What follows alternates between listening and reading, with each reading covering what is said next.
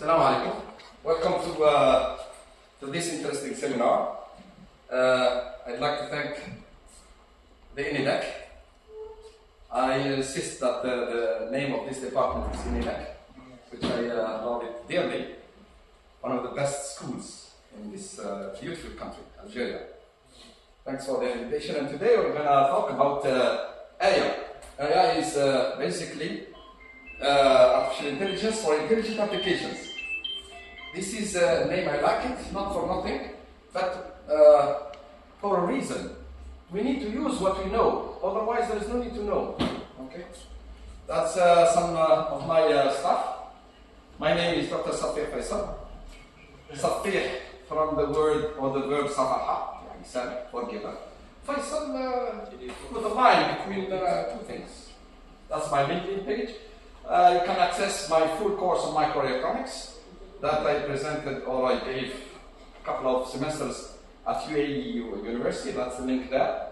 And also the ITS lab. The lab is not fully recorded, but that course is fully recorded, and hopefully you can learn a thing or two from it. And for the list of my seminars, you can find it in my YouTube channel.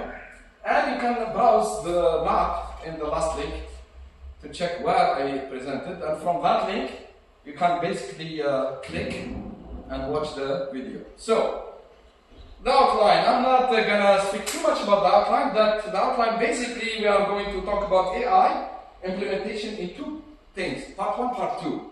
Part 1 will be in microelectronics, specifically imaging, and Part 2 on education.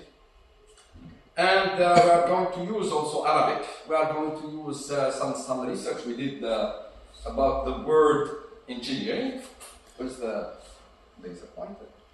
We're going to what's going on with what's intelligence first in the part 1. I mean, well, before we hit part 1, part 2, we're going to talk about what is really intelligence. Everybody talking about intelligence. What is it at the end of the day? And because we are going to use the design concepts and what's engineering in the first place. What is it? What is the word engineering? And what is the business of engineering? And then combining the two, intelligence and engineering, we try to basically embed intelligence into something. And that's why we need to touch that and call it intelligence engineering design. Okay. Then we touch base on the root of intelligence biologically. And my journey in doing so, in implementing it into intelligent imaging systems, CMOS imaging specifically, and then at the different levels, system, circuit, and device. And then I touched the second part, which is the education. My journey, interesting. I did my bachelor degree in physics, DES, Diplôme des études supérieures initiative, back in 1996, and then moved to Malaysia, where I endeavored into implementing artificial neural network into digital systems, believe it or not, in a PCB, which is a crazy idea, and then into FPGA using VHDL. First time I encountered that, which I enjoyed it a lot, and that's the only way we can do these things, both for research and industry.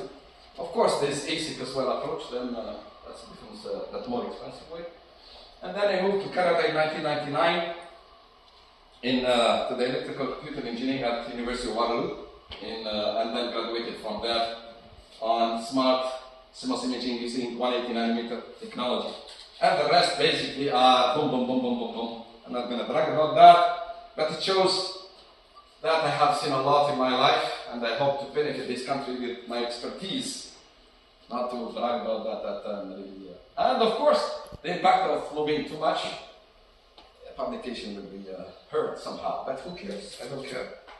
Publications, if are worthless, they are worthless. But anyways, so back to business. What is intelligence? So, intelligence. There is two ways. Intelligence starts with us. We are intelligent entities. Okay? Either from us out or from out in. So there is the introvision definition. That one was defined by Socrates long ago, Socrates, in the Greek civilization, and he mentioned the intelligence as self-awareness, but How did we find that? He said something very interesting. He said, I'm intelligent because I know nothing. And what does it mean? That's basically, he looked inside himself and he's asking himself, why I am intelligent? Well, he discovered that he doesn't know a thing. That doesn't mean that he's stupid. That's a very good definition and a pillar for intelligence, especially nowadays, by the way. Self-awareness. And he asked, who am I? That's why. Now I take you to a cinematographic scene that I found it compelling. I'm sure that you have seen Kung Fu Panda. I think number two. Who knows who is this guy? Shifu. Master Shifu. I like that. Master Shifu is talking to Paul. Let's see what he's going to say. Hopefully it's going to work. I'm not going to cross anything. Inshallah, ya Rabbi تمشي.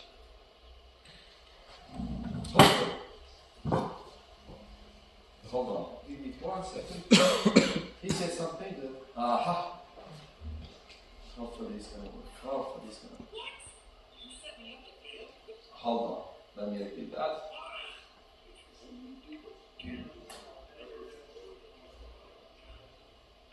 Can you raise the volume? Because I don't care about graphics. نحن نزيد في صوتنا.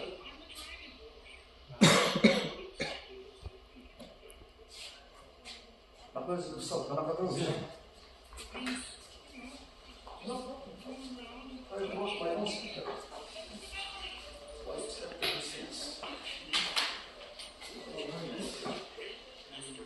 مش نزيد في الصوت.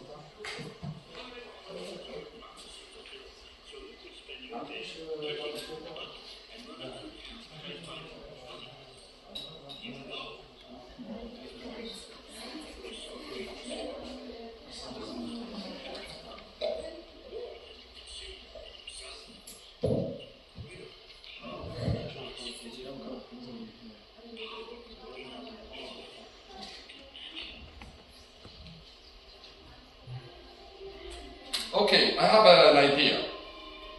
We will repeat. No problem. We will not make a speaker for now. It's going to be a hassle, and I don't want to really to take you away. We will repeat this movie, this clip of this movie, very interesting clip. But I want complete silencio. Means that the bell button is محطية. اصبر خلصوا هذا بطن عبد.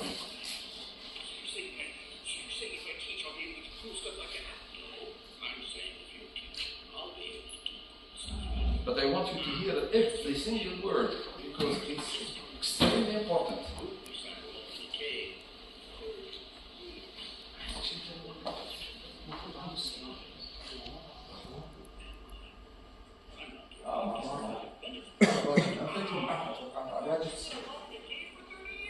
We will repeat it, don't worry.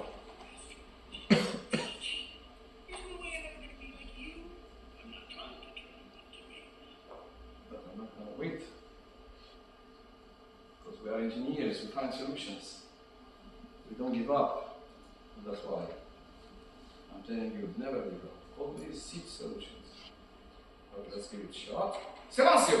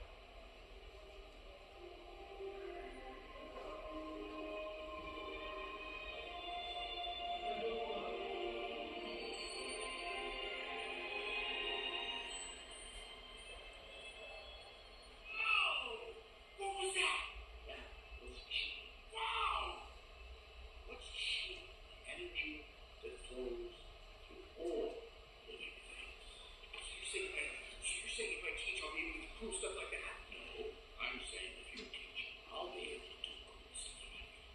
Now, mastering G requires mastering of self. We sat alone in the cave for 30 years. What? Asking one question. Huh? Who am I? Oh. Who am I? I'm lucky if I get 5 minutes before we go to. Oh, so now I have to sit alone in the cave for 30 years? Eventually, after the master teaching. There's no way I'm ever going to be like you. I'm not trying to turn you into me. I'm trying to turn you into you. Okay, that's the question. It's a very nice, and here I'm not promoting chi. Chi would be the power, any power, but here I'm promoting the power of knowledge. With knowledge you can do stuff. But let's continue. So Paul right now he asked himself, who am I? And the same thing, Master Chifu. So the answer was in the same movie, in Kung Fu Panda I think too, if I'm not mistaken. The answer was here, and let's hear the answer. And it would be with a better sound and more exciting. So let's keep the silencio level and the noise there. What's that? Is it playing from YouTube directly? Yes. So it's better to allow subscribers. No, don't worry. This was tried. Really? It will work. Trust me. Give me 1 second. Thank you.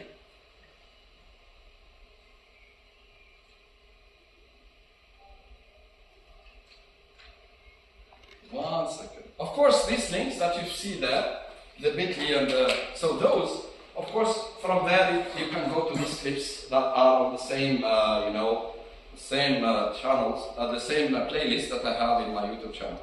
So give it just one shot. It should be playing anytime now. Everything's okay, this hack? It's okay. Fantastic.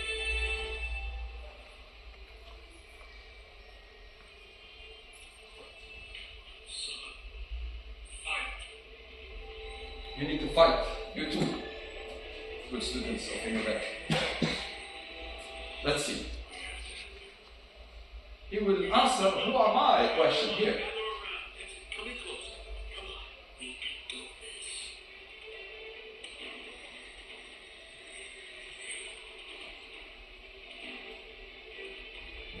Who? You told us who you were meant to be. A father. A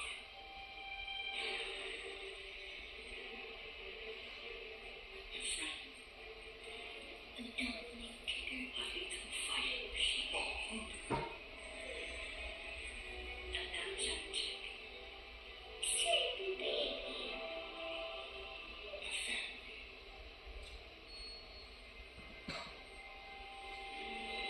He will answer right now. Sweet.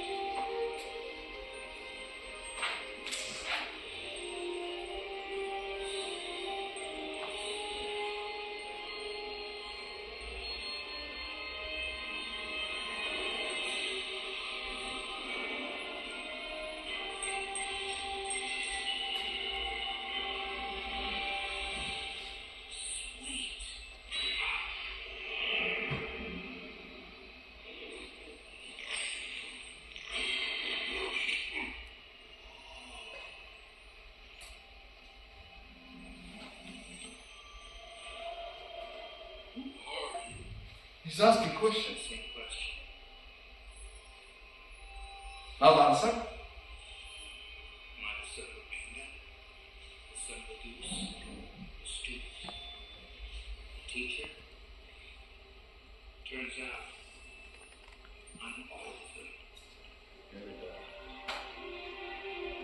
That's the functional integration. We'll talk about that when we talk about the intelligence definition soon. He knew now for himself, he is everything. He's a father, friend, etc. Now it's just funny part. I'm not gonna go there because that's not the topic of today's seminar. I'm not going to turn this into cinema. But this cinema gives us ideas, and that's what we care in academia. Okay, so the first thing is self-awareness. This is just a flavor of that. It's deeper than this, but anyways, now if we implement the self-awareness into a machine, that's gonna be a very dangerous thing. The machine will be sentient. And then I take you to a third movie, last movie of today's seminar, before we sleep and we turn it into cinematographic thing. It's Sentient. We take you to Mission Impossible, Dead Reckoning, Part 1, right? By who? Who is the star of that? Tom Cruise, right? There we go. So here is just a clip of that movie where they talk about the dangerous AI when we become self-aware, because self-awareness, it's a human thing. When we implement it into machine, it becomes very scary. Let's hear that. This is a CIA meeting in Langley or I don't know where, but they will tell you what sentient AI can do. That's very dangerous stuff. Well, I'm not going to scare you, but it is definitely something very dangerous. And the whole world now is scared of it. Entity has multiple personalities, at times behaving like a computer virus, and a tapeworm, and a botnet. Distorting any and all digital information with which it comes in contact. Once infected, nothing recorded, stored, or transmitted digitally can be trusted as fact. At the outset, it concentrated primarily on using social media, which was of little concern to us, as it often suited our purposes. Until 6 months ago. They use social media. Reached Saudi Arabia's General Again. Intelligence Director. And assimilated their top secret active learning AI before vanishing into the cloud. Subsequent attacks increased 10,000-fold overnight. This is direct of CIA. Exponentially. In the movie. Indicating that the entity has since become sentient. Sentient means emotional. You're telling me this thing has a mind of its own? It has a mind of its own. That's what is self-aware machine or AI system, if you want. And that becomes very dangerous. It's a very nice movie, it talks about that, and enough of movies, but these are things that I wanted to share with you to make you aware about what's going on with AI. So the second definition is the extrovert. So the first one is from the inner side of ourselves to the outside. Now, looking it from outside to us, that's by Einstein. So he said about the intelligence, his definition of that, he said that the true sign of intelligence is, sorry about that it's not clear here, it's a last minute change.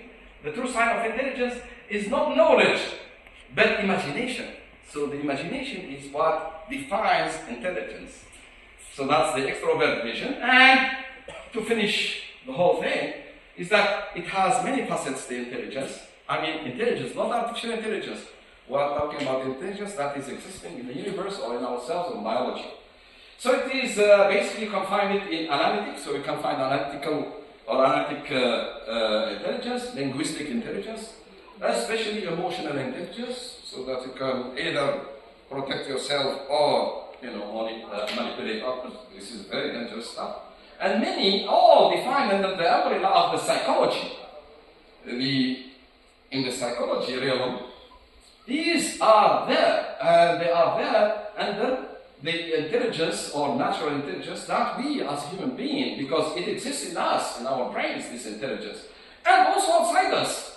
So, but this one particularly is in ourselves. So it has multi-dimensional, aspect, and it is ubiquitous. You can find it everywhere, and we will visit again. So the bottom line is that there's no consensus.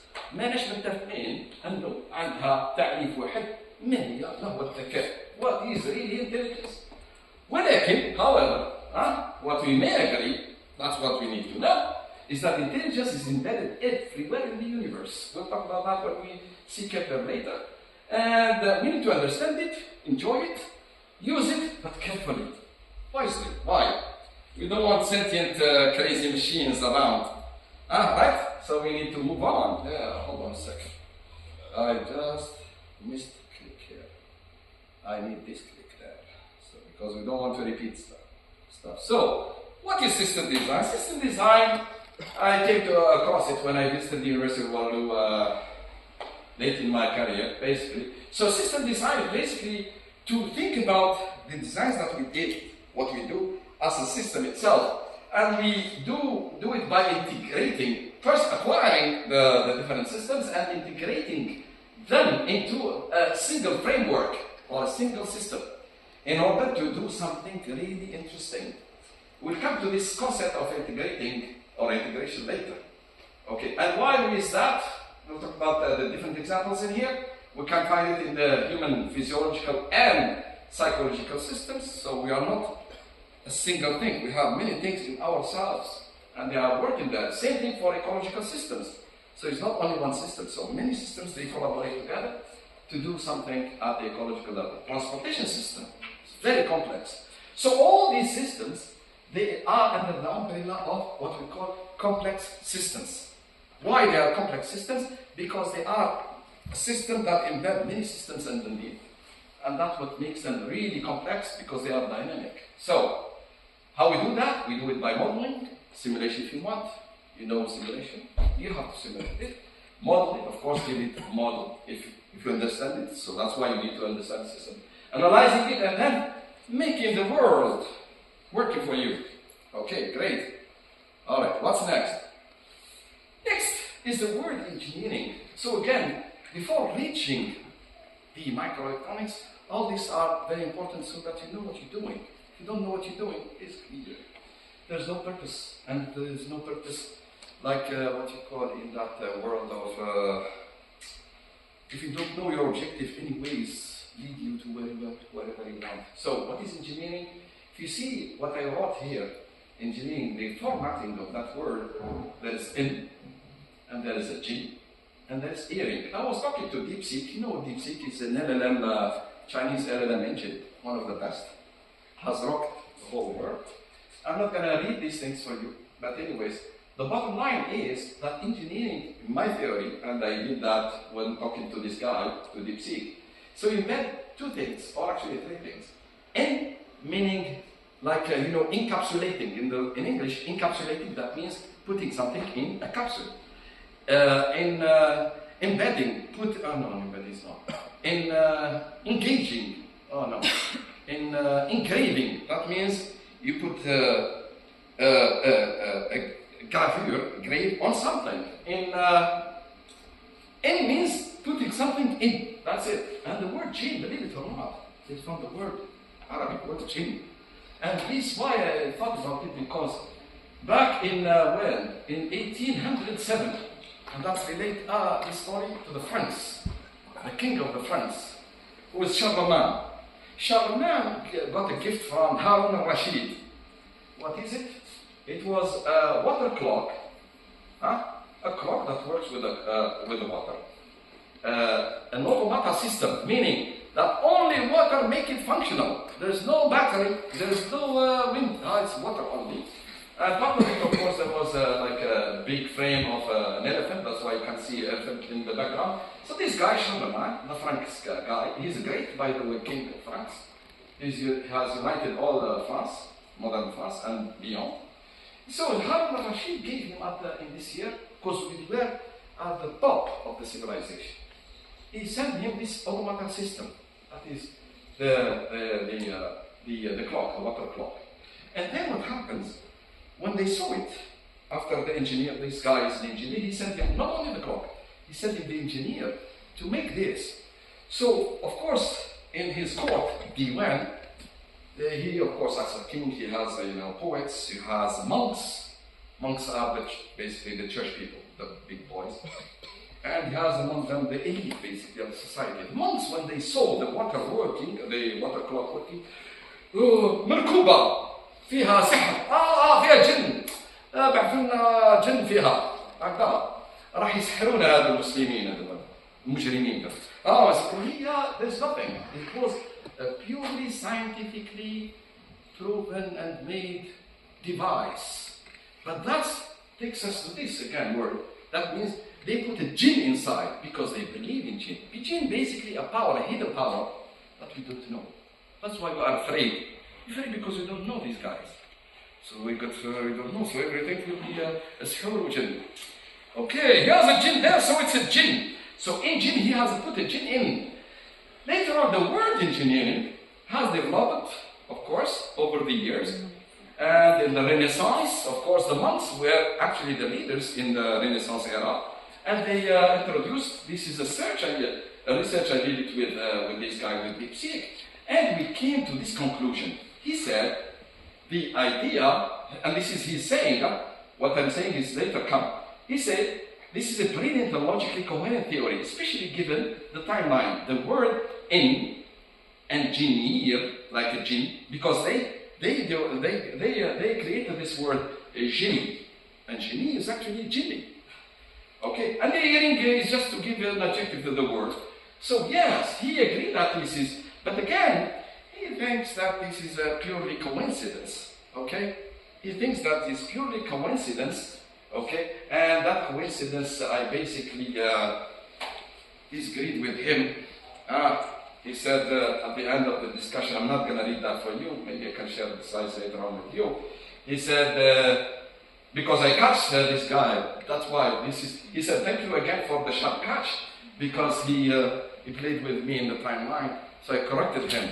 That's why I cannot believe these LLMs, because they do introduce mistakes, because they are not perfect. They are artificial intelligence. So the local minima, the local solutions, sometimes they are not global minima in the energy level, and they can give you wrong answers. So I catched him there, he thanked me. Of course, that's a way of implementing a nice LLM machine. And it made this investigation much more accurate and interesting. But he said that this is a purely, basically, coincidence, he said here. I don't believe coincidence. I don't believe. So we leave it there, and that's a theory. Hopefully somebody will take it furthermore. Okay. Where we see intelligence implementations, these, what we see here, are the different AI implementations that we can find. The first one is the interconnected neural networks. Basically, we model the neuron, we know how it behaves. We interconnect the neurons, whether in software or like I did in my master's in hardware.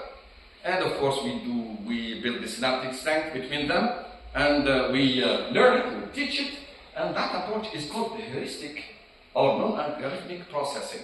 Why? Heuristic means we don't know. It's not like the C# or the class, but it is basically a dynamic interaction between neurons to solve or optimize a complex problem, and it's heuristics. We don't know. We have no control of the solution. However, we know because we are mimicking the brain, because the brain is about neurons. We know that it will do something interesting to us, and that is what? That is optimization, classification, later on LLMs and deep learning and all these things will come from here. Why? Because they are heuristics. We don't know how they will behave. It's just model neurons and put many neurons. The more you put, the more they can do for you. And that's why they have the big, huge data centers. Not new, but still moving on. The second application is the integration, functional integration. That takes us to Go first, again. But also takes us to our smartphone. Why our smartphone are smart, or the iPhone is an intelligent phone? Because basically that's the I. The I in the word iPhone is intelligent phone. Why it is intelligent? Because it integrates many functionalities. It can sense, it can control, it can process signal. Why it does that? Because our brain is the same thing. We hear. Where we hear? We hear here. Where we see here. Where we control our muscles is here. So intelligence is here. Why? Because here we control, we do all these things. We integrate the functionalities in a single system, in a single place. That we call it brain. That's why we call the current smartphones intelligent, because they do integrate functionalities. Interesting. So this is the second. The more functionality you put in a system or a machine, the more intelligent it is. Alright. So the third one is the stratagem intelligence. This is basically related to strategy, but it's more philosophical, and I'm not going to touch it too much. I skip that and go to the last one. Extracting information. CIA, what does it stand for? Anybody can help me with that? It's an acronym. Of course, don't be scared, we are in Algeria, so we are safe. CIA stands for Central Intelligence Agency. وكالة الاستخبارات المركزية. صح. Intelligence in here, what does it mean? What intelligence has to do with استخبارات? ما تمشيش، بس تمشي. When we see this, it's basically the intelligence implementation in here. It's basically by extracting the word, the word that basically explains that I in CIA is basically extracting information from signals to understand what's behind the signal. Okay? What does infer? What does it mean? That is also intelligence. It's not done by by anybody, but by intelligent system. Could be human, could be machine. All right. Now we go dive into biology. All right. Two people that I do respect a lot because they are philosophers and physicists. I am a physicist in spirit and bone and career. I love physics. The first one is Aristotle, as I said. He said, nature does nothing uselessly. بلا فائدة.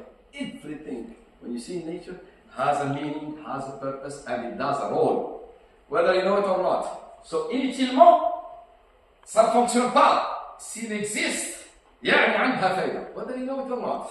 So, in any way or shape or form, when we talk about CMOS imaging, we'll show you some of that. Okay. So that's the thing that we find in nature. Could be in biology, could be in cosmology, could be in anything. Anything around you, it has intelligence, or not only intelligence, but also has a purpose. Now the second one, Kepler, which is extremely fine. I'm not going to read all these things. That means if you open your eye and you look around you in this universe, you can unbelievably extract a huge amount of ideas that you can basically enjoy. And enjoy them by knowing them how they work, when you do understand how they work, and also how when you implement them, you will enjoy their merit and their purpose. Okay, so Kepler is one of the best scientists out there. This was reported by Carl Sagan, another French philosopher, and intellect. Okay, now, okay, so far. We know biointelligence, or intelligence in the biological realm. So what we know is that this intelligent design in biology is working in stringent conditions, meaning that it has been tested in nature over the years over thousands of years. That means it has survived all the different and engineering, especially in microelectronics. When you design chips, maybe you are the startup of that. When you design chips, when you try to optimize power with area, with speed, you find conflicting things, of course, and conditions where you put the chip. And you see, what the hell I'm doing? How can I survive here? Well, biology has similar things. They survive. So what we need is to understand how biology has done it, and basically copying that.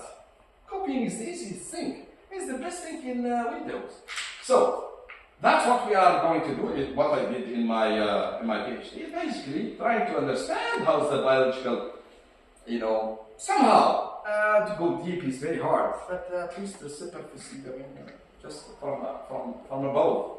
So understanding how the eye acquires the image, and then trying to mimic it. Of course, you cannot copy it like in Windows, copy-paste. You have to understand, how does it work? And then take that functionality and implement it into silicon. And that's the intelligence of human being. So this can't be done by machines. That's why your job in this business cannot be overtaken by machines.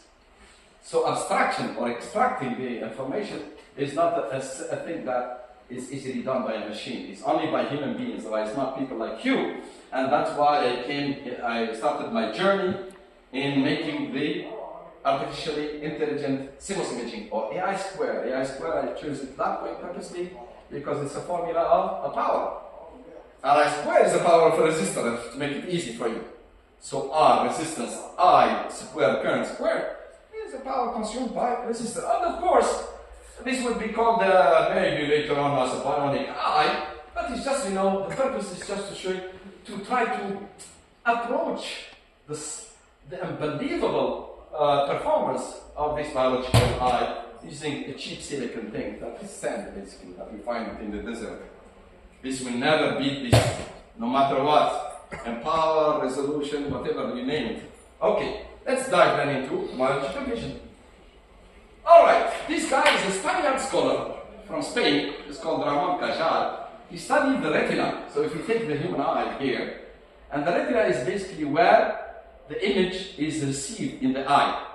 That's basically where it gets converted from the optical domain into electrical domain. And that's basically what this image sensor is doing. It sends the image, collect the image in optical way, convert it into electrical way. So the image gets, through the optics of the eye, get transferred to the retina, and from the retina, which is this part of the eye, then go through the optic nerve to the visual cortex, that is the brain, here. Okay, this is the visual cortex, the area where it basically receives, process the image that is acquired by the retina. Fine, fantastic. In the retina, the guy worked very hard. You can see him double أول بيقول لي إنه تعب صح. He discovered a lot of things. Among them, when he looked in the retina, this is a cross section of the retina near the fovea. Where is the fovea? The fovea is there. If you see this blue line, this is the optical axis, basically the vertical axis that is to the eye, that you use to read basically your books, to see things directly. That's the optical axis. So that we call this guy or this place fovea. And this fovea is the place that has the highest resolution. Not only that, it has very interesting things. When we analyze the different photocells الخلايا البصرية, that are responsible to convert the light into electrical or neural electrochemical signal, if you want, and send it to these cells. There is neurons there already there in the retina. They're called ganglions. These are the ganglions. So the photocells are these ones. Now, oops. قالوا له شوف الدراهم صعب في عندنا ريسيرش في انجلند. قال لهم دير الريسيرش تاعي في الكوفه تاعي في بنغالور. اوكي I now go there and find us museum. That's why ماشي في الجزائر we come sometimes and we do research in الجزائر. معلش مين احنا قاعدين؟ ان شاء الله والله ما كنا اصلا من هذا الجبار في الجزائر حتى فرنسا تعرف ما يشعر ان شاء الله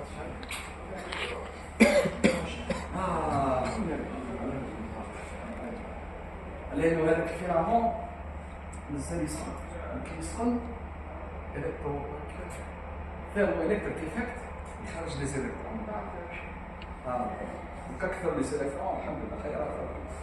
It's radiation and the photons will come back. Okay, back to business. I'm on. Thank you very much. Okay, back to what we discussed. So we have these two photocells. We have the cones مخارط هو فعلا زي مخروط يعني الراس اللي قاعد يدير هكذا البيس بتاعه القاعده بتاعه سيركلر. هذا المخارط وكاين هذا العصير rods. Alright. So the distribution of these photocells قبل ما نخلصوا نكملوا معاهم القصه هذه لان القصه very interesting. لانه this analysis will impact my implementations in CMOS imaging designs. So the rods are connected to the ganglions in AB. Okay, these are the ganglions. It means the neurons. Believe it or not, the neurons start not in your brain, not in your retina. That's why the brain starts with the retina. Okay, the neurons are here first. They are not here. They are here and here. Here and there, nothing. Everywhere, nothing. Neurons only in your eyes and your brain. Anyways, so they are connected, the rods, they are connected into one-to-one connection, meaning a processor, if you want, a neuron, has a single connection through the synaptics to the photocell that is here, cones. Remember this, huh? Now, here, the interesting part is that the rods, the other photocells, they are connected in a many to one processor or neuron. That's very interesting. Very interesting. Why? When we talk about that later. Now, then from these ganglions or neurons of the retina, they go back through the optic nerve to the visual cortex. Now, back to distribution here, back to the retina. Interestingly enough, you can see the cones in here. It's the bold line here. This is the distribution of the photocells in the retina. So the cones, which are one-to-one a connection with ganglions or neurons or processors, if you want, they are very low, almost zero, around the fovea. The fovea is the bluish area here around the 0 degree, around the optical axis. So they are nothing, almost nothing, they are absent, okay, outside the fovea here, the region. But at the fovea, they peak to the highest density. Why? Because, continue on, don't give up. Because the cones, they are responsible of the high resolution imaging or sensing. Okay, image sensing. And that's number one. Number two that I didn't mention, that the cones are not color blind, they are color sensitive. Means they can sense the green, the blue, and the red, which is the RGB, color filtering that you find in the camera. Okay, in the image sensing systems. All right, we continue. We will never give up. Now back to the roads. The roads distribution is opposite. They have high density around the fovea, but in the fovea itself, they are basically absent. And why? Because they are responsible of the low light vision. Means when there is low light, they sense light much more sensitive than the cones. And that's why in astronomy, those who were amateurs of astronomy, when they try to go at night far away in the desert, when they have light pollution is very, very weak or less, they see the stars not directly. They have to look at the stars obliquely. Let the light of the star come in oblique way, not in direct way, so that the light of the star will come and get basically transferred to the area around the fovea to be sensed by the rods. Very interesting, very interesting. So, biology, enough of biology. دورات biology. كنا في السينما نقول دورات biology. I have to go back to electrical engineering. Goodbye. So, now, if you take any CMOS image sensor, classically, what you see, it must have an optical system to focalize the image, a sensitive image. It must have some micro lenses to increase the light gathered around the pixel, RGB or color filters, and stuff, until they reach the sensors. And then from there, digitize it and all these things. So this that I just described, it's basically the image sensor core that you find in the image sensor itself. In here.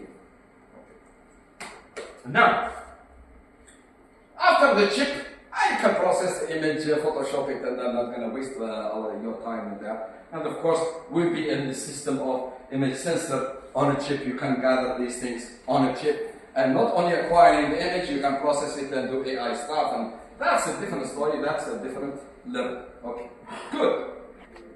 Goodbye. Now, when we come to go down, now we focus. Now you see, we came very far away from Poe and who's that guy? With Master Chief, where we are going little bit by little bit, focusing to these guys. And still we keep down until we get to the transistor. See, long story short. So now, if you take an image sensor, classical image sensor, you find the sensing area, which we call active pixel sensors, where you find the color filtering and all these things, and you find a control circuitry that will include the timing control and the things that will control this to work, so that to get the image, to sense it and then sample it and send it to these down there for denoising, for sampling, storing the data, and then amplify it and then send it out to an ADC converters. Thanks. Goodbye. Now, diving further from the sensing area, which is the pixel area, of course, which is that, which one? Which is this area. So if we go to this area, now we are coming down to this area, and then take a single square from there. Could be square, could be anything, but typically you find it as a square. So there, if we dive further, we find this guy, a pixel. What is a pixel? So pixel is actually a combination of two words too. PI is actually come from picture, and X is a transition letter. And cell here, because that's the second part of X, cell means it's a picture cell. So it's خلية صورة. Okay? So we call it pixel. That's why where pixel come from. So this is the anatomy of that atypical CMOS active pixel sensor. CMOS active pixel sensor. We find first this area, or what we call the active area. Why? Because that's where the photon get converted into electron hole pairs. That's the conversion area. That's why we call it active, because from there the photon get absorbed, and then once absorbed, electron hole pairs get generated, thanks to the depletion region between the N and P, okay? And that electric field inside will separate them. كل واحد يحكم طريق. And then we take that charge, which is a reflection of the photon intensity. We're converting now intensity into current. Shit, that happened. Into charge first. Well, not still in the current yet. So that charge will influence an amplifier, very small source all over there, a transistor, single transistor there, okay? And before we get this connection, we reset it first with a reset, what is that? With a reset transistor, this guy. This reset transistor will first clean this photodiode from previous image content, picture or pixel content, and then after resetting, then we collect the light through this micro lens and photo filter. Here, the color filter, basically what it does, it selects only a certain type of photons. Here in this case are the red photons, okay? And the red photons, right? So, in the spectrum, close to around 700, 600 nanometer till 800 nanometer, 700 nanometer in wavelength. And then, once we connect them, we basically we amplify them through the transistor and then take them out through the, not to take them out, we use the column bus transistor in order to generate the current in the column. Fantastic. So basically now we dive on all these things. Now, finally, to our implementations of AI squared. So, provided, I'm not going to go deeply here, and that's why we skip a lot, but we show only the ideas, because this is more specific for people in CMOS imaging. So the first approach is system level, or that is system level imaging, or CMOS imaging system, where we play in the time domain to create basically a phobia, not in terms of pixels, but in terms of the dynamic range enhancement. Dynamic range is basically the ability of the imaging system to see bright light and dark scenes. When you take pictures, for example, if you are in the summer, if a camera is a bad one, basically the bright areas or the dark areas will not be figured out or imaged very well if it has low dynamic range. If it has high dynamic range, the camera will be able to see both bright places and dark places. So the enhancement of doing this technique is basically to enhance the dynamic range in a way that it will look like a phobia. The next implementation, so this is not only at the system level, and I'll explain why. The second approach of making AI, those who came late, AI means artificially intelligent imaging system. The second one is in the spatial domain, where basically we implement a multi-resolution image sensing in a way that we basically keep the architecture the same, but we play on the active pixel sensor itself in order to do something very interesting. To have an image that has not only one resolution, but has many resolutions, and I will explain why. This implementation and this implementation share something very important. I will explain it when we reach that bridge. And the last one is device level, and that's basically a biomimicry of the photocell itself. We'll get to that. So, I'm not going to waste your time there. We have spent a lot of time there. So, the first chip, that is the pyramidal intercessor, which is, for the lucky people who are with us today, is here. So, we can basically see it. So, it's not a blah blah, like publishing and, so something that we have done, characterize, and implement. So, the first image sensor, we call it pyramidal image sensor. And then I will explain why I call it pyramidal image sensor. Is done in the following way. If you look on the left array here of pixels, you can find it's a matrix, which is classical CMOS matrix of image sensing pixels. So these are abutted in a row by row way, and then every row is, so it reads, first of all, it resets the row, then let it first read it and then reset it, and then go to the next row, and then so on, so on, so on, and then repeat. So basically it reads every row. Once it reads, it resets it and go to the next row, let it integrate, and so on and so forth. We call this a raster scan. A raster scan because it's similar to the old tube TV tube, or TV technology, tube technology. So basically, that's the old even CMOS imaging system. For the new one that I proposed, which is the pyramidal CMOS image sensor, I'm not going to read the imager, which is on the bottom here. These squares are the pixels. I'm not going to read them in a row by row way, but I will read them in a ring by ring. So basically, you read first ring, then go to the next ring, and then go until you finish all the rings. So that's why it's a purely square image sensor.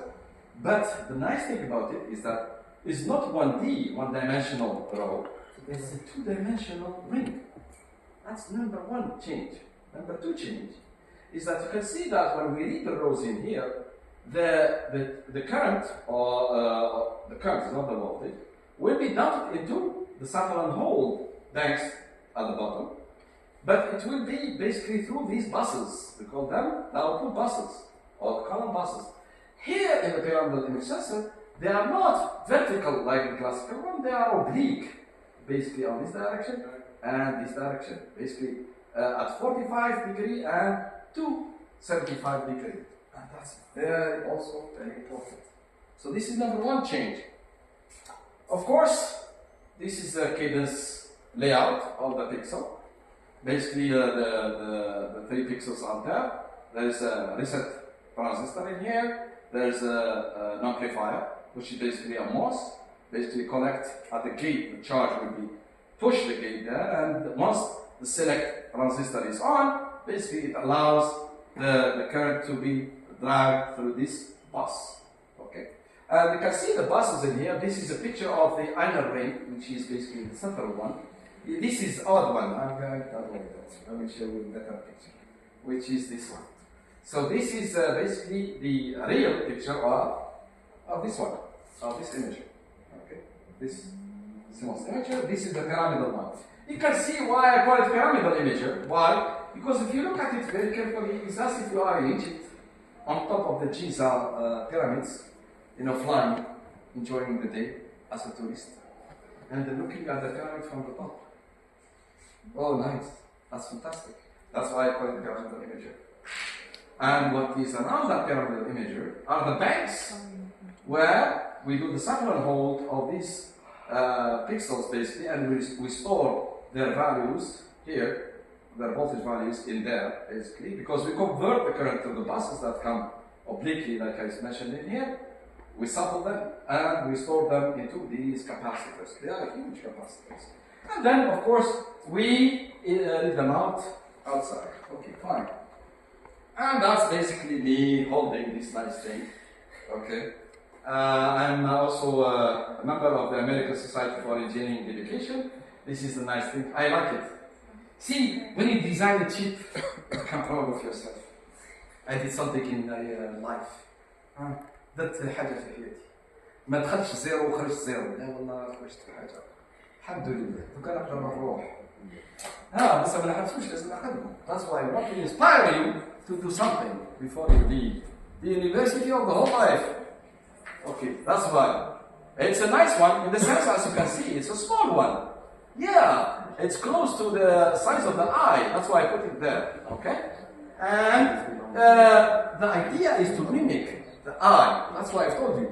We are trying to learn something from biology. What I learned from biology is the phobia. Phobia is very important. And you see why it's important. But before reaching there, let's talk about scanning. Remember that I mentioned in the classical CMOS imaging, you read row by row. And then when you finish, you go back to the first row. And then we call it a rolling scan, because you repeat that cyclically. What I did in this, in order to create something new, and that's the pyramidal phobia in the dynamic range domain, we call it bouncing scan. So we read ring by ring until we finish the whole rings, and then we bounce at the edge. So if it is not bouncing scan, when we read until the last ring, then you come back and read the first ring. Why? Because you want every single ring to have the same integration time. And what is integration time? Is the time to accumulate the charges in order to basically sense the image. We said the image is done, image sensing is done by converting the light into electrons or electron hole pairs. We can only want electrons. Holes are fake one, you know that. So they go away. We convert the light into these charges. To do that, we need time because it's like raining. The light is like a rain, and your pixel is a bucket. Bidon. The longer you, if it's a rainy day, you are sensing the light. The longer you stay, the heavier your bucket. So you do that, then the image will be converted because the image, some places are bright, some places are dark. That's exactly the point. So to accumulate this, you need time. That's what we call integration time. You integrate the electrons over that integration time. But here in the bouncing scan, again, so we read the first ring, and then we go out, and then we bounce back, and then we bounce back. So it's like this. So that's why we call it bouncing scan. Bouncing is like the dribbling my body. It bounces on the ground, go back and bounce it again. So here we do it in the scanning way. Why? Because the integration time now become very interesting. Here's the mathematical formula. I'm not going to waste your time there. Picture. So when you read the picture, you see the first one, the green one here, is actually correspond to the inward scan. When you read it here for this picture, the scan just bounces at the edge ring here, and then go back into the inner ring. And that's why these ones, they have very small integration time, which is the blue. So here is the first ring here, number one, and so on and so forth. So this is the integration time. For the inward scan, when we go, this one. It's actually for the red one. The red, so you can see, this is for the inward scan, okay? So when you read the image from outside, you just bounce it at the periphery of the imager, and you go inside to the internal rings there. The first ring will see a very small integration time. Why? Because it just bounced it from outside and go in. That's why integration time is very small and increases. And that's why the picture becomes brighter as we go to the inner ring, the central part. The other one, I'm not going to repeat. Same story, but, bounce it there, bounce it at the inner ring. When you combine this image with this image, why you need to combine? Because this image does not reflect reality. This image does not reflect reality. Why? Because every single pixel must have the same integration time so that we can have image fidelity. يعني ما كذبتش علينا الصورة راهي صحيحة. اللي أبيض واللي كحل. Like that. So that's why we need to combine. When you combine them, you see that the integration time is constant over all the rings. Then this is a natural picture, and is correct, and is fidel. Why? Because we need the imager to reflect reality, not to fake us. We need this to use it, not to okay, fine. No, we need to use it. We use it in communication, video recording. We use it in many applications that we need to do. That's why integration time has to be the same. Now, the interesting stuff when you combine these two images is that the dynamic range, I'm not going to tell you where or how we get this. Basically, we use a formula. It takes longer to explain this. The combination of the two images will enhance the dynamic range VR by this formula. And when you apply it, you find that the dynamic range enhancement, the dynamic range enhancement is a زيادة الدynamic range اللي رانا زدناها بالكاميرا. Okay? So the dynamic range will be higher at the central part and decrease. This is calculated, and it is effectively what we get in the image. So effectively, the dynamic range will be maximum in the inner ring, first one, and go down until a certain ring, okay, and then go up. But we can control this edge of the dynamic range enhancement, and we can make basically that edge at the periphery, meaning make the dynamic range completely high or highest at the beginning by changing the parameters of scan, and then decrease it to the periphery. This is very similar to the distribution of cones, if you remember me, that they were extremely high at the fovea. This is the central part of the image, okay? And then decrease that dynamic range to the periphery. Fantastic. So next. So what? وش درت يعني جات الصيد بالمدرم we'll tell you where is the صيد بالمدرم. With this dynamic range, this influenced the number of bits to basically sample the data we collect at the inner ring here. The number of bits is actually logarithmically proportional to the dynamic range. That means the number of bits that we need to collect so that we have the whole information of the image will be high. So here at the center part we have up to basically 10 or 9 bits. I don't care about the number, but it's the highest number here. And we have the whole image basically well basically enhanced in terms of dynamic range, and then that dynamic range will go lower, and basically the number of bits go lower. What does it mean? That means when we sample and hold, when we do the A to D conversion of this imager, the number of bits we collect at the fovea will be higher than the number of bits at the periphery. That's exactly why cones are very important in the retina. The highest resolution is basically for our eyes in the retina, is basically the one that is at the center part of the fovea. That's why we can read directly like this. We don't read like this. We read exactly through the optical axis, directly to the image. Okay? So we give it more importance in terms of hardware in this case. So the number of bits we give. So that's why we don't A to D convert the image the same way. No, with this technique, we give only the number of bits, the highest to the center part, because they collect more information, because they have more dynamic range enhancement. And the periphery, the center part, that's where the information is, that's where the food is. That's where the image is very important. Why? Because the image is the information that we are trying to collect. And that's why an image is worth 1,000 words. Why? Because the information is the image. You don't get it, you don't get it. So that's why here, in terms of volume of data, it becomes not uniform. It will be only given to the highest area of dynamic range. These are just samples to show. So I put like a bright spot here, a lamp there, and do the inward and outward scan, and then fuse them and compare the rolling scan with the fused image.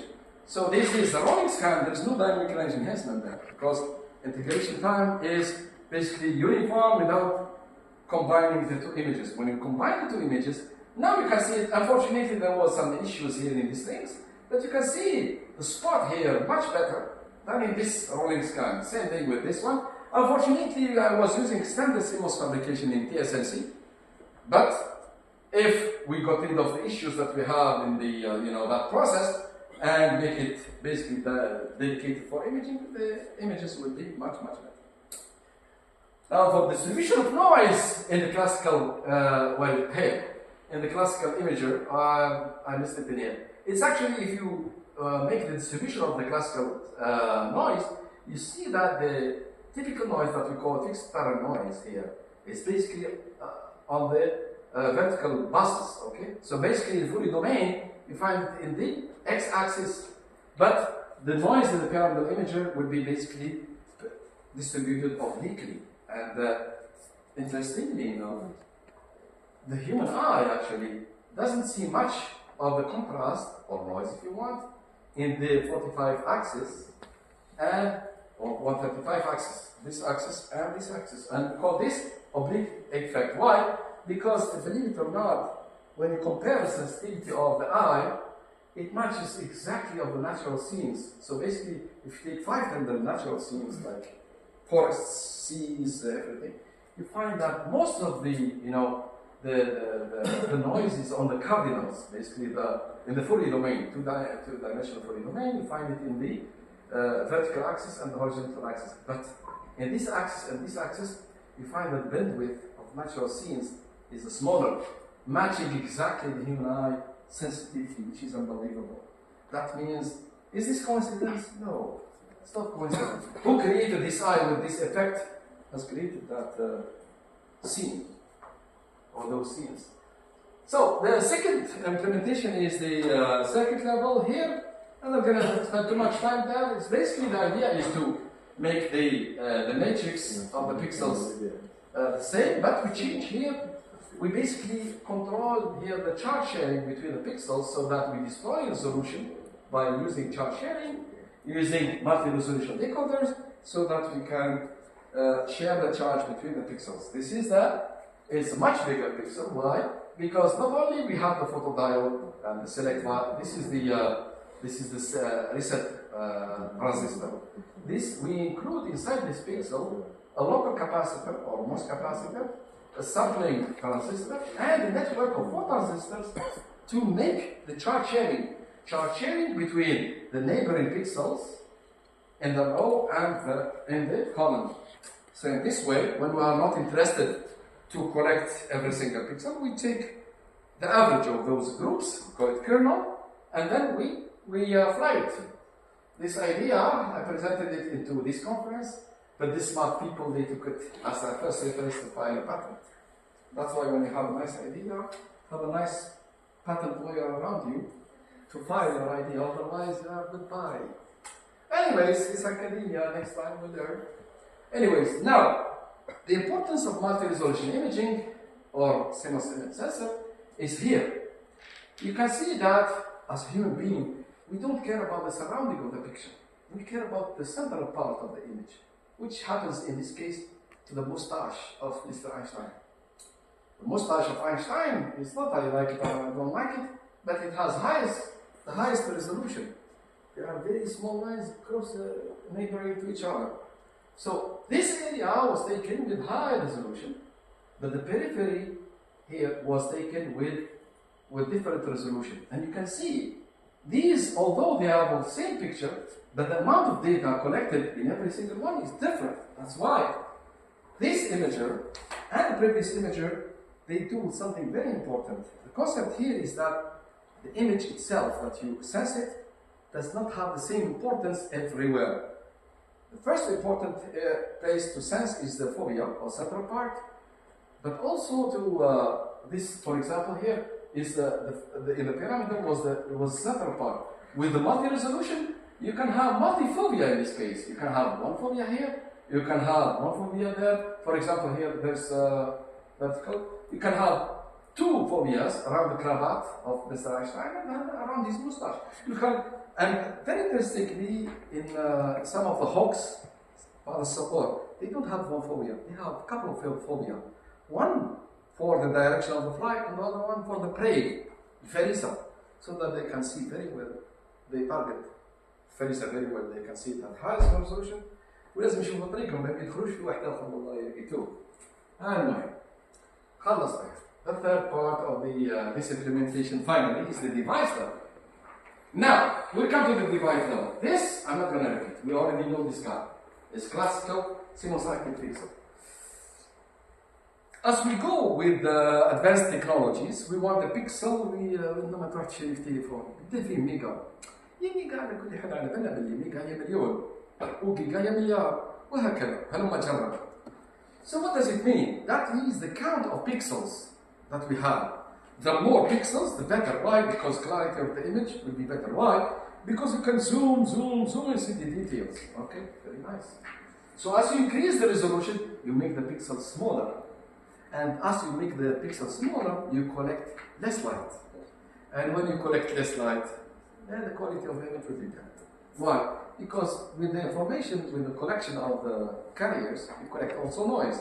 The noise will be much or comparable to the photon carriers that you have collected. So this influences this, and this influences this. So eventually, we're gonna hit the height. We're gonna hit the wall. What's the solution? The solution has been undertaken by big boys like Sony and others, but they have my own way too. So the idea is to decouple this resolution count. We want, of course, to make the customer happy. Giga, fine, it's okay. And we want to decouple the resolution count from the pixel size in a way that we don't make this suffer. Because if we make this suffer, this guy automatically gets suffer. Why? Because if you make it small, the active area becomes smaller, we don't collect much. So the idea is to decouple this from this. But how do we do that? We did it in civil engineering, it was done in biology before. When you have real estate, very expensive, you build high-rise. That's exactly what happened in biology. So this is the cross-section of the retina and the photocells and ganglion cells. So the idea is that the light will come from the pupil down to the retina, and here is the cross section of the retina here. And if you take that and blow it away so they can see it, so the light will come through here until the photocells. The photocells are very back there, at the very back layer there. Why? Because A, they get protected by these ganglions, and two, for this reason too. So the light is coming vertically towards this light. You can see that the photocells here are elongated. Meaning that the light will have whole path of the photocell, whether it's a rod in this case, or a cone in this case. So the interaction between the light and the photocell to create an electrochemical signal to the neurons, or ganglions in this case, that probability is higher. Why? Because all this part of the photocell can generate the electron or the signal. Means in physics, the quantum efficiency to convert the photon into a signal is much better. Why? Because the interaction is along the device. That's why the idea came to me to bring this two-dimensional photocell, or photodiode in this case, make it in a three-dimensional rod instead of a planar photodiode. Why? Because as we make it shrinkable, the signal will be bad. Now, if we make the sensing in this direction, in the vertical direction, then I can make this as small as we want, or we can basically. And this we can make it as long as the technology allows us. And we don't compromise the conversion, the quantum efficiency. In fact, we increase it. And I will show that in the next few slides. If you look at the transistor itself, in the standard CMOS imaging, or no, not CMOS imaging, the standard CMOS technology, you can see that we came all along from a two-dimensional transistor into a three-dimensional FinFET transistor. We are talking about three-dimensional transistor. We are not talking about the planar transistor anymore. We are talking transistor that is vertically fabricated. It's not easy, of course, very expensive, but it's done. That's the only way, because when you don't have real estate, production the only way is that you go vertical. And that's what they did in standard CMOS technology. But for imaging, what they did, and this is thanks to Sony and Samsung, especially Sony, the leaders in that. So they take the old technology, which we call front-side illumination. Front-side illumination, why we call it that way? Because the light comes through these red lines, and then go all the way through the readout circuitry to the photodiode on the bottom. So it's front-side. Why? Because the scene that we are imaging is on this side, and we are trying to image it at the very back of the chip. That's the one that will be dead. That's the one that will suffer from shrinking pixels or increasing the pixel count. Now, the technology that Sony has developed, and later on Samsung and others, they did what they call backside illuminated. So the light will not come from here, no, from the back.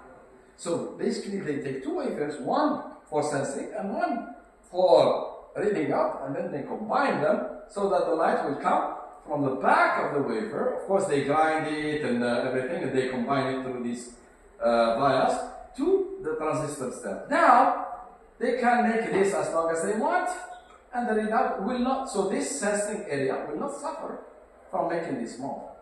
And to add further to this, they combine another wafer, so they can integrate multiple wafers, silicon wafers of course, to make more interesting, they add processing, for example, in this layer of image sensing. So, but this is very costly. When you add more wafers, combine them, it's not easy. Wafer integration, it's not an easy thing. It's a 3D technology development, but it's also expensive. That's why my idea, I put it there as a competitor. But I'll explain in a second. Let's go back to the photodiode itself. I took some empirical equations. I'm not going to spend your time there. Seminar has taken too long. I found something very interesting of this photodiode. See the one that I've shown you before, which is this one. This photodiode, the new photodiode that I call it bio-inspiring active sensor, which is this one, or photodiode. This, the sensitivity of this photodiode, very interestingly, when we use the equations, the semiconductor equation, we find that the sensitivity, the ability to convert light to electrons, is proportional to the height of that photorod. That's very interesting. Why?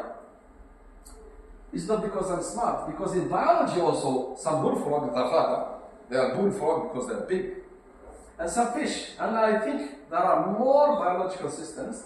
They control their vision by extending their photocells when there's low light and contracting the photocells when there's too much light. Okay? What does it mean? That means they control the sensitivity of the photocells through the length of the photocells. That is exactly what we found in this equation. The sensitivity is proportional to the height. Now the question is, what brings semiconductor device to a biological photocell? That's very interesting. So it's a coincidence? I don't think so. I let you think about that. All right. So these applications that you can find, we're almost there, but maybe second part we need it maybe another time, because I think it's getting late there. But we'll try to recap the last part. I'm not sure why it's. طبعا الشرط ياكم راح يموت شكله راح ينقص. ان شاء الله هو لبس ضلت له الروح اي لبس. Now the idea here was patented back. It was patented at Karst University, King Abdullah University for Science and Technology in early 2010. That's my first patent. And the idea is that to take that patent, that photo rod, and it has many details there, is to take it and build an imager.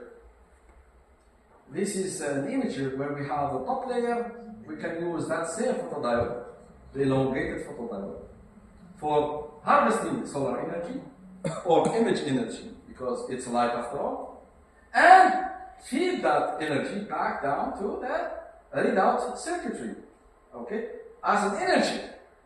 But then we use the photodiode there, the same one, inside the chip, but this time to sense the light. That's why this idea, I coined it sense harvesting. It's sensing and harvesting at the same time in single chip, meaning the idea or the ultimate application of this or implementation of this is a camera that doesn't need any battery. You throw it and watch it sending image to you without any power. Power is in the image itself. So it's not realized yet. It's a future work to do, hopefully. These are different applications that I was targeting: biomedical wireless endoscopic imaging capsule. That's a capsule that you swallow and take images of your inside disease, inside tube from the stomach until the end. And that was developed by many companies and still has lots of merits, especially for those who suffer in their intestines deep down. And the endoscope, classical endoscope, cannot see that. This is one application. The other one is smartphones, because you need them especially because with these kind of devices, you can build a very high resolution image sensor. And cheap as well. Why? By the way, this technology, as you can see, I did not implement here like they did multiple wafers here. They integrate multiple wafers to reach to beat this technology, the old one. But here, what I have is a single device that will still sense the light on from the front side. So still using this technology, front side technology, but with cheaper way. Implementing it is a different story. It's a work in progress. It's not easy, because to build these kind of devices into standard CMOS application is not easy at all. So anyways, what I've said is already mentioned there. I'm not going to repeat this. These are some of the papers. That's also not. Now we reach the second part. The second part is to embed in the intelligence or artificial intelligence into education. We need to re-engineer education. Now back to you guys. So we need to engage students in their that, we need to do it by using some AI or intelligence. Okay? And basically turning the education or teaching from distributing grades into more dynamic way of learning and changing the approach of teaching from master-slave approach into self-driving approach. And for that, we use the intelligence engineering into teaching and education. And this was partly discussed there in UAEU about a decade ago. I published there, and I'd like to share with you some quotations from the great physicist Richard Feynman. This is a guy, Nobel laureate, talking about the teaching. You can read anything, which was the smallest one. All of them are very interesting and very worth applying. So, okay, what can I say? Okay. I think, no, I'm not going to read that. I will share it with you, these three slides. But ultimately, teaching is not to be really a boring thing. So, let's take this one. Study hard what interests you the most in the most undisciplined, irrelevant, original manner possible. This is an inspiring teacher, Mr. Richard Feynman, in order to enjoy learning. But again, you will not enjoy it if you don't have a happy teacher, as he mentioned in one of his quotations. But anyways, let's see how we can make a happy teacher. Let me just keep quiet for some time and share this clip of my teaching philosophy. Just a few minutes, and then we conclude after that, and we finish. So I think the sound of this one must be okay. You can watch it in this whole thing. It's more than an hour, so I just use just one, a few minutes, and that's it. Okay. So that's why I keep quiet for some time and let you enjoy this. You will hear what I'm saying or what I wanted to say. So I use it as a escape. My business, my work is actually on implementation of intelligence in electrical circuits or in electronic devices. But I want to talk about my CV. It's not the right point, but what I'd like to say that intelligence is an important factor that needs to be revived in our students. And why we are doing that? Because at the end of the day, why am I teaching? Seriously, why am I teaching? Why? Are we teaching to store information and then recall it in the exams? Is that the point? If it is the point, then we are wasting our time because I can put that information in a memory stick and get it back later on. And in fact, that's an issue I'm suffering in my courses. I told my students, and also it's in my YouTube channel. I mentioned to my students, listen, I don't want you to work as memory sticks or memory devices. I can get the whole textbook in, thumbnail device and boom, that's it. I don't need that. That's not the point. But the point is to make them intelligent and make them self-aware. And that's the point I'd like to start. Like, it's actually back to Greek, heritage. I love that. It's amazing. And I quote Aristotle, a Greek philosopher. He said something about intelligence. He said, listen guys, I know I'm intelligent because I know nothing. It's a well-known quotation, Yeah. He said, I know I'm intelligent because I know nothing. And it's a very long statement if you think about it. And actually it dictates one of the core definitions of intelligence. And later on, other civilizations and other people, like Einstein and others, I reported that in my talks as well in my YouTube channel. Many definitions of intelligence, but this is the one I found it really fundamental for teaching, okay? Because teaching is to make the individuals, in our case, the students, self-aware. And self-awareness is one of the biggest intelligent cornerstones, okay? And that's why nowadays AI, artificial intelligence, is booming. Google, you name. This is 10 years ago. I'm getting there. They are working on this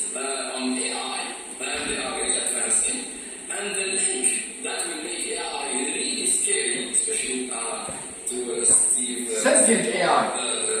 That's what it's Steve doing. Hawking and Bill Gates and others who are against AI, artificial intelligence, is to make AI self-aware.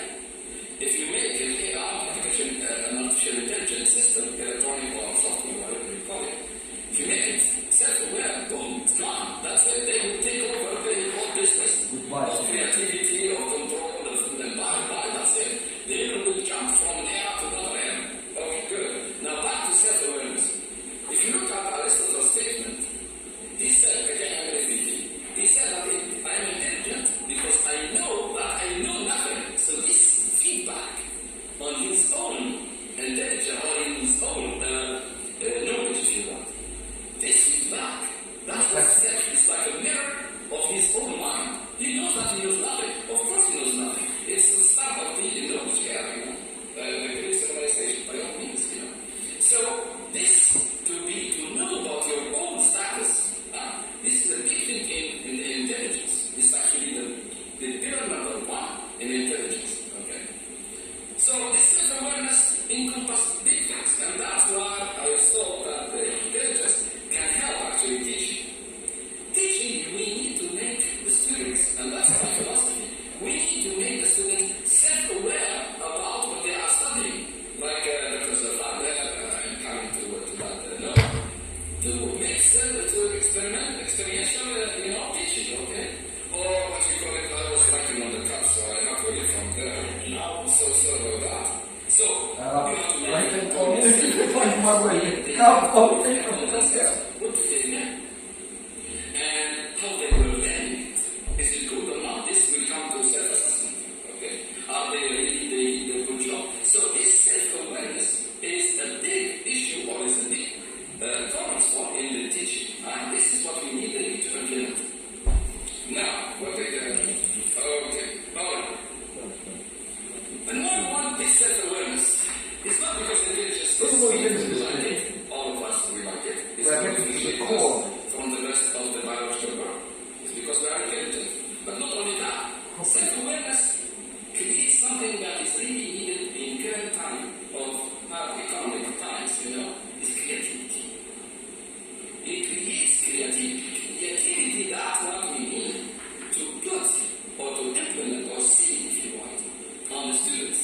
Make them creative in their questions, in their, the learning and their interaction. Make the self-drive. Well, we make self-drive cars, but we don't want to make self-drive students. Excellent job, excellent. And that's the topic of my talk, is about psychology. Yes or no? That's the title of Dr. George presented. And that's what I wanted to say. We need to understand ourselves. We need to understand the psychology of students, how they think, how they are looking at life, how they are looking at the surrounding. And this comes actually from my electrical engineering background. To make a circuit, and I'm teaching fundamental microelectronics, I'm teaching them devices like diodes, transistors, and things like that. In order to use a device in your circuit, you need to know how that device works. Of course. If you don't know, you cannot analyze a circuit that has that device. Okay. So the students are like devices that you need to understand them in order to make With all due respect, of course. them do what you are looking to make them do it, like creativity if you want. So we have to understand. I'm not answering this, I'm putting a question, and that's what I like about knowledge. Knowledge is the art of creating good questions for the next step. Okay? The problem is you only have your students, for us, we have our students 6-7 weeks. Okay. How do you get to know your students in that time and still prepare them everything they need to do? Yeah, that's an excellent question. I can tell you this is not an easy question. They don't have an easy answer. However, I can suggest some things. The psychology of students is part of their known life. It's not only for university time, So that's why, really, that's I can suggest, we need really seriously every country, every establishment, every society need really to promote and need to, put research into practice how people are thinking. How people are thinking and how our students are thinking to promote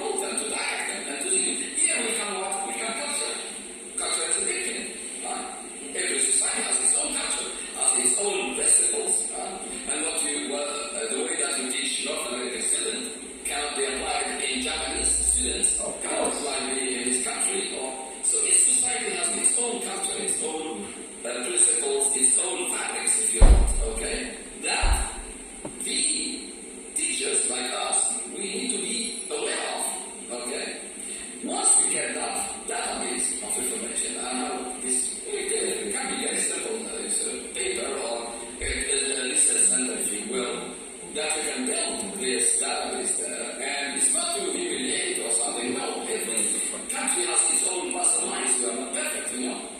So this is for the teachers to understand how to approach the students, what they like, what they don't like, how they think, and how they motivate. And this is Because of the the subject. how they learn and how they like to learn. We have no database. And it's not only in this country, we don't have it most of the countries. Okay? We do not understand ourselves. Like one says, oh, we know how to go to the moon, but we don't know even how to walk on the earth. It's sad because we lost the vision. That's the thing, as mankind.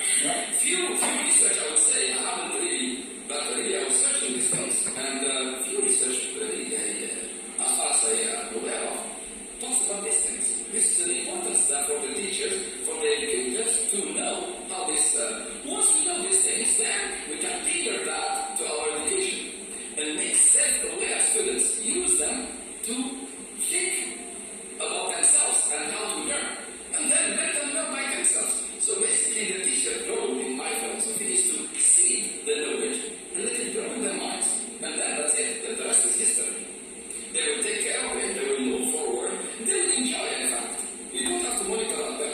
So you will sit in there and see what's going on. If they go in the wrong direction, give them advice, how, why you tell me that? Because I tried that and they will, oh, thank you very much. Now I know I will go to the next thread, the next way.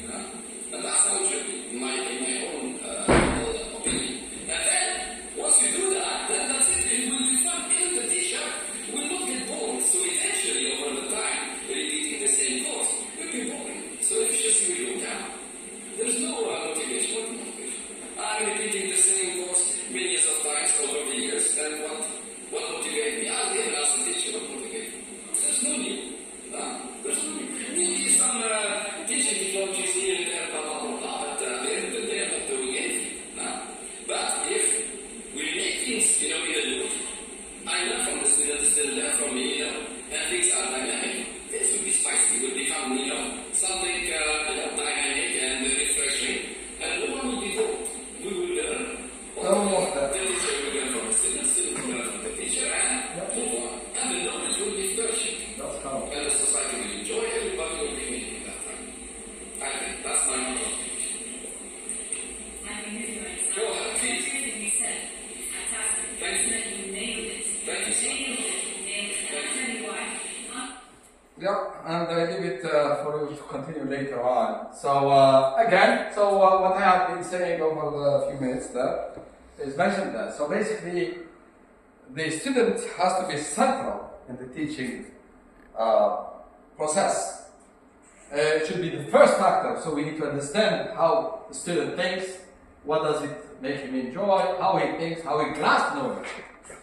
As I said, every society has its own fabric, has its own way of learning, and the roots of the society are the students, the youth.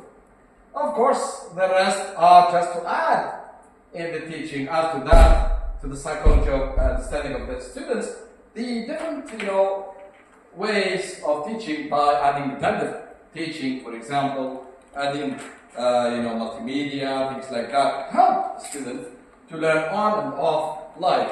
By doing this, we are trying, basically, the last thing, we're trying to promote self-awareness. We make the student not as a slave of the teacher, basically a teacher piece. Basically, not exactly the same, but we will work with the teacher to get the knowledge, not just a passive, sleeping student that's looking to get a grade and goodbye. But how to do what you call the STEM. The STEM stands for Science, Technology, Engineering, and Math, or STEAM with an A there. It's basically what we call in our country science exact, to make it more appealing by adding this intelligence, by adding the different disciplinary learning, basically adding to the lab, interaction with the tools and stuff, and math, so they can basically appreciate what they learn. So we are taking a multidisciplinary approach to solve a given approach. So that's how it works. So it's not only just going and playing with the tools. By doing so, by adding multiple channels, adding its multiple functionality again, which is very important to the learning process, we are making the recall of the neurons of the students much more efficient in this way. So they can learn in a pre-class, before getting to the class, and of the class, and of course, by doing so, they will remember exactly their minds or themselves when they were in class. So we are promoting their self-awareness. They remember, I remember when the teacher was talking. Why? Because I'm watching this video there. Thank you very much. So we are enhancing the recall process of their memory. This is basically a neural network way of saying that. So this is to show, basically this is the assessment I did before and after the exam, with or without the technique. And this is basically the outcome of using this technique. Basically, I published my second paper at the American Society for Engineering Education. You can see it there in this talk link, or you can download the paper from there. So it's there. Basically, it's how to use AI method, or what they call AIM method, to enhance this technique. Some dear comments that I have received from my students. There they said, among the things that I have highlighted, it becomes interesting for them. Again, one of the students says, it's anonymous, we don't know these guys. So they say, finally, smart learning is a thing, and it makes learning much more fun. And that's why we need to add fun to the teaching. And the last one, which is the funniest one, is that the only class we don't feel sleeping.